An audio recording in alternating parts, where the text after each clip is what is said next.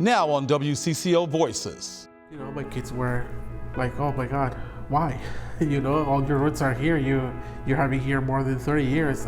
We don't understand why you have to leave. Being visible, being a part of the community that I grew up in, being a part of making it better, being a part of breaking down some of the inequities is really important to me personally. It fills us with a lot of pride. It brings a certain sense of joy that you can't really experience anywhere else. Seeing that your culture is being represented and is not being shunned for once. Welcome to Voices. I'm Reg Chapman. Those are just some of the people we'll meet making a difference in Minnesota. It's part of our commitment here at WCCO to bring you stories featuring the diverse voices of our community. In a moment, we'll hear from small business owners who told our Uba Ali that they're paying the price for construction along one of Minneapolis' busiest corridors. But first, as many as 500,000 people could benefit from a newly announced citizenship plan from the White House, including tens of thousands here in Minnesota. Our David Schumann shows a change to the immigration process. Daniel Del Toro's always known he'd have to go back to Mexico, maybe for many years, if he applied for permanent residency in the U.S. It's just part of the green card process for an undocumented immigrant. He and his wife, Amelia Gonzalez Avalos, say preparing their children for that has been the hardest thing. You know, my kids were like, oh my God, why? You know, all your roots are here. You have been here more than 30 years. We don't understand why you have to leave. Amelia has her green card, allowing her to live and work here freely. She hopes to gain citizenship next year. Thanks to a new policy President Joe Biden announced Tuesday, once she is a citizen, Daniel won't have to leave the country.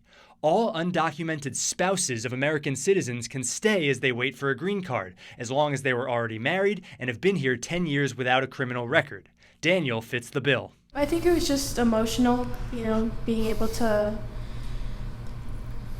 finally be able to say, oh, my dad is going to be safe. I think this is a really great step forward for a lot of folks. This will offer an opportunity for the family to remain together while they go through this often very long process. An immigrant advocacy group estimates there are nearly 40,000 Minnesota families with mixed immigration statuses. But experts say Biden's policy is likely to face legal challenges. And if he loses the election, families like the Del Toros are bracing for Donald Trump potentially reversing the policy. There's one thing that we've always as a family have done, and that is organizing with others. David Schumann, WCCO News. This job posting by the Isanti County Sheriff's Office for a full-time deputy includes the salary range, $30 to $39 an hour, a crucial piece of information that the Minnesota legislature has now deemed mandatory for companies with more than 30 employees when they list an opening. If you don't post the wage, you can get away with paying people less. Which is exactly why people want to know. Law professor Jill Hasday says keeping salary ranges secret has been more of an issue in the private sector versus public, but revealing the range can actually benefit an employer. There's a lot of evidence that people are more likely to respond to job postings that include the salary for obvious reasons. Closing the wage gap is another reason lawmakers drafted the bill. A recent study found women in Minnesota make 81 cents for every dollar a man makes, a problem that worsens for women of color. It's critical to note that we see the wage gap not only persist, but increase as women of color move up the economic ladder. Tawana Black is the CEO for the Center of Economic Inclusion. She says the new law, and the one enacted last year prohibiting employers from asking a prospective employee's salary history, are major steps in the fight for equal pay. It only accelerates the work for us and helps those employers start to take on more and more of the standards that complement this particular one in order to truly foster the results in their workplace, not just talent attraction, but that talent retention and advancement that they want to see. Jeff Wagner, WCCO News. Inside Le Soul in Uptown. We have another local artist here, Nina Danny, who revamps old denim, which we love. Bright colors or Django the dog catch your attention. It is so sad knowing that this is almost over. That's because right outside, orange cones line the streets as the reconstruction of Hennepin Avenue grinds on. It's just so hard for businesses to make any money, like in general, and let alone when you take access to them away. Since construction began, Michaela Herod says sales have dropped 60%. It's crazy how much just in a snap that all just goes away. After overcoming COVID and an ever-changing retail industry, it was this that buried their business. Unfortunately, we just had to make the call when the construction hit. Customers like Justin say it's tough to support businesses along this corridor. A lot more recently, I've been just door dashing stuff because it's harder to get around myself. I feel like it's more important than ever for us to come out and actually support. Origami Tiger Sushi off Lagoon also feeling the pinch. Business with the construction has been a bit of an uphill battle. A battle they hope they survive and hope that battle only lasts a few more months. The plan is to finish this stretch of Hennepin before the end of the year and move on to the next stretch next year. There will be better days because, as long as we keep on hoping, it will come. Thank you. Bye. Uva Ali, WCCO News. There are only a handful of black architects practicing in Minnesota. It's a space one designer is grateful to represent as he aims to create a more equitable future. WCCO's Barrett Leone has more. From barbershops to billion-dollar stadiums, Mohammed Lowell has done it all. Growing up myself, I had never met an architect. Mohammed is the CEO of LSE Architects, the largest black-owned architectural and design firm in the upper Midwest. He's also one of just 20 black architects in the state of Minnesota. Being one of so few in our state, I also understand the awesome responsibility behind it. While his resume is impressive, his favorite projects that's almost an unfair question. Might be the ones created in his hometown. Being visible, being a part of the community that I grew up in, being a part of making it better, being a part of breaking down some of the inequities is really important to me personally. In the last half-decade, he's been part of a dozen projects on the North Side, often diverse, community-driven projects that support inner-city entrepreneurship. I think architecture is impactful in that way because it is a physical representation of an idea, but then the programs that occur within. Spaces like this one, the V3 Center, a community-inspired health and wellness center led by nonprofit V3 Sports. A space where kids will learn to swim. One of the great disparities in our community is access to water and swimming, which is one of the things that the V3 Center will do, along with so many other things. Malik Rucker, a Northsider himself, says it's long overdue. It's been great. The buzz around V3 and the V3 Center has been huge. After its grand opening this summer, the center will include a space for the Boys and Girls Club, and soon, the first sit-down restaurant on Plymouth Avenue that Northside Minneapolis has seen in 20 years. That's a problem. There's tons of people that live around here, that work around here, that just don't have the options. But soon, they will. I think it's one thing to design buildings in a community, it's another thing to also invest in it. In North Minneapolis, Barrett Leone, WCCO News. It's summer and local businesses are looking to hire recent high school grads. I had a chance to meet with some young people who found a good match at the Get Hired Now job fair. Employers from all industry sectors set up inside the CTE North Tech Center at North High School to look for workers. Their target demographic, graduating high school seniors. I feel like because all of them are here, I get a lot more opportunities than I would if I was just applying online. Because for some of these organizations, I probably wouldn't have even looked for them. Edison High School graduate Jonathan Sims is following his passion. He wants to go into healthcare and help seniors. Right now I'm looking at healthcare services. So the recent one I just went to was senior living. Most of these employers are hiring for the summer. Some students will continue on after they enter college. Other jobs, it's like on-the-job training for a lifetime career. I feel like this is really good for us seniors right now, looking for jobs. Looking for ways into careers that they're interested in. Ayanle Getty is plotting his pathway to a future in IT. He stopped at potential employer Smart North, hoping work there would be a perfect fit. I'm interested in this in IT roles, cybersecurity, and hopefully I get into a good job where I can help my family and my community. Yeah, and this will be very, rewarding for me. We want to make sure that these youth are able to compete when they come of age to enter the job market. And without exposure to these emerging technologies, it's going to be very hard to do so. Smart North CEO Tayo Daniel believes partnering with MPS is a great way to offer opportunities to young people. So we're exposing them to 3D printers, VR, AR, cybersecurity, IT help desk, and much more.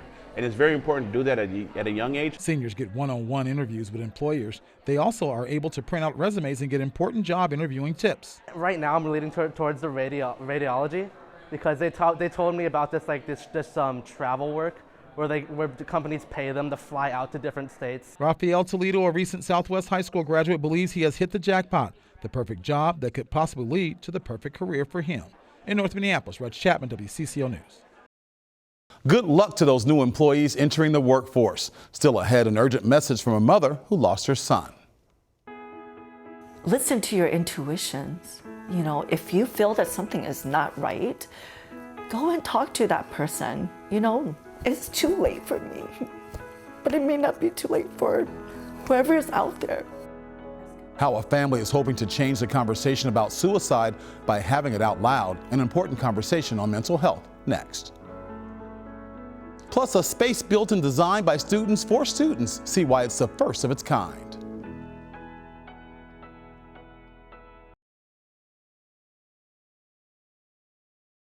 Welcome back to Voices. We're tackling a serious issue as many Asian communities have been forced to set aside stigmas in order to address a growing problem. In the Hmong community, suicide deaths rates among young, especially boys, is alarming. Our Pauline Lee has a personal plea of parents who lost their son to suicide. Never gets any easier. It never gets any easier. For Ku Zhang of St. Paul, every day is all about not giving up hope. I still have to tell myself, not today. Not today. And it's just as tough for Mi Yang in Woodbury. I'm gonna live with his loss forever. Both with hearts still broken and longing for the simplest things. What do you miss most about him? Him calling me Dad. I miss everything. I miss him coming to me and giving me hugs. Both wishing their son Max was still here. It's something you don't see coming. It's something you don't see coming. This June 17th will mark 3 years since Max died by suicide. He was just 17 years old at the time. He had just grabbed a cereal. He just told me he loved me, like he always does, and I was gonna send him to school. At 7:25, I yelled out for him, "Hey, it's time, let's go, dude." I heard him say, "I'll be up in a minute." Come 7:29, I said, okay, it's time to go. So I walked down there to tell him to let's get going. A parent's worst nightmare. Stuff that you are afraid to even fathom and think. Yeah. 3 years later, Ku still visits Max's room every day. I still tell him good morning. I still tell him good night before I go to bed. This is how he left it, and it's still like this. And Mi is still brought to tears with reminders everywhere of Max. I really wish he would have known how special he was. I don't think he did. Both parents still left wondering what they might have missed. I never read an outburst from him saying, "Oh, I hate my life. I'd rather not be here." Nothing like that whatsoever. He was sleeping often. He had lost his motivation for all the things that he loved. But I just kind of brushed it off and just took it as, okay, this is the teenage years. This is normal for a teenager. I'm strong. His parents say Max was kind, caring, and smart. He was surrounded by a great group of friends and was a member of the robotics team at North High School. Look at that code. He was a member of the ROTC and was planning to join the military after graduation. We weren't just father and son. We had started becoming friends, training partners, because we would box, wrestle. Ku and Mi say they now want to help other Hmong families change the narrative. It's too late for me, but it may not be too late for whoever is out there. there's been an influx of Hmong families and children seeking out more support within the community. Mary He, Yi Zhang, Danny Tao, and Chua Zhang all work in the mental health profession in Minnesota. Minnesota doesn't have specific numbers on suicide deaths in the Hmong community, but through their work, they say the number of Hmong youth dying by suicide is alarming. Hmong American youth are 4 to 5 times more likely to have suicidal thoughts compared to their youths. They, along with more than a dozen other professionals, were a part of the grassroots effort to launch Project Chandu 5 years ago. The name translates to Project Sunshine, and the goal is to serve as a beacon of hope in the community by connecting people with resources and providing safe spaces and opportunities for families to talk about mental health. In a lot of Asian communities, mental illness is something we don't talk about in the home. Cultural pressures that are also met by language barriers. We don't have words for bipolar disorder. I guess we have words for anxiety, not really, so it doesn't directly translate. And the pressures can be different for Hmong boys than girls. You know, being a good husband or being a good male figure in the community. Boys trying to make their fathers proud, right? And so they put that extra pressure on themselves. They say while the conversation in the Hmong community has shifted, there's still more work that needs to be done. There's so many resources out there. Talk to your children. Talk to your loved ones. Listen to your intuition. Work that is tough, but needed. The only mistake that I felt I made was that I felt that it couldn't happen to me. Important conversations that could help save a life worth living. I really hope his story can help others. I really do. Pauline Lee, WCCO News. We thank Max's parents for courageously sharing their deeply personal story with us. If you or someone you know could use someone to talk to about their mental health, you can call 988 day or night to talk confidentially to a real person trained to help. Translators are available. The native cultural practice of smudging or burning sacred herbs is meant to ground yourself and reset the energy in your space. A Minnesota high school is the first in the state with an on-campus smudging space. Nail by nail and board by board, these Shakopee High School students in the Engineering and Manufacturing Academy are busy building something that's never been seen before on a Minnesota high school campus. It's one of our core things that's been consistent throughout all of history, is that we smudge and use the smoke to cleanse ourselves. It's an outdoor smudging space, or it will be soon. Smudging is a cultural practice that involves the burning of sacred herbs like white sage or resin. For students like Shanta Brewer, it helps show us who we are. And other Indigenous Americans, the act holds profound significance. Having a space like this is super important for us, so then we can continue to practice our culture in a daily aspect instead of just at home. Shakopee has roughly 231 Native students within the district, nearly 80 students in the high school alone. It just kind of was the right moment, the right time, the right conversations. It's that fact that prompted English teacher Catherine Tabke to dig a little deeper. What if there was a space here just dedicated for the students to use, so that our Native students have a place that's visible, a place that is solely theirs, and a place that honors this really important cultural practice for them. And thanks to a $3,500 grant from the Shakopee Educational Endowment Association, I think that's really something exciting to see in our district. That dream became a reality. It fills us with a lot of pride. It brings a certain sense of joy that you can't really experience anywhere else. Seeing that your culture is being represented and is not being shunned for once, it's a breath of fresh air. In Shakopee, Barrett Leone, WCCO News. It's been a long journey for a local Asian chef. When we started our restaurants, the most that a Southeast Asian restaurant could ever hope for was best cheap eats, and I feel like we've come a long way. So this is an honor. Thank you. After 6 years in business and 5 nominations, a Minneapolis chef has taken home a high honor in hospitality. What she thinks it means for Asian food next. And young people in the Twin Cities found a tasty and colorful way to support their neighbors. Coming up next.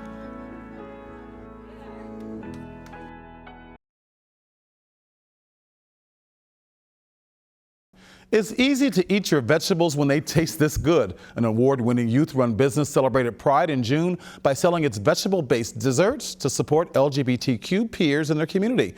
I met up with them at Mills City Farmers Market, where they were using their products to make a difference. These are vegan options, and this is our gluten-free. It's a busy day for youth from Green Garden Bakery. Those are our East African donuts. For these young entrepreneurs, it's more than just a business, it's an act of social change.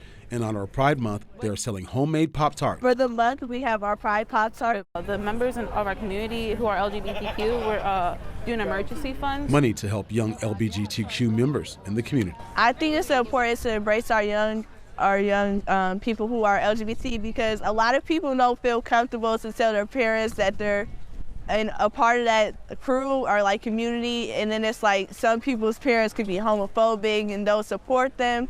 So it's like for us to support the people and give like emergency funds is good. Green Garden Bakery has a line of healthy vegetable-based desserts sold online at farmers markets and pop-up sales around the Twin Cities. Giving back and like showing people that we can run a business. Money earned is divided into thirds. 1/3 of the profits are reinvested back into the business.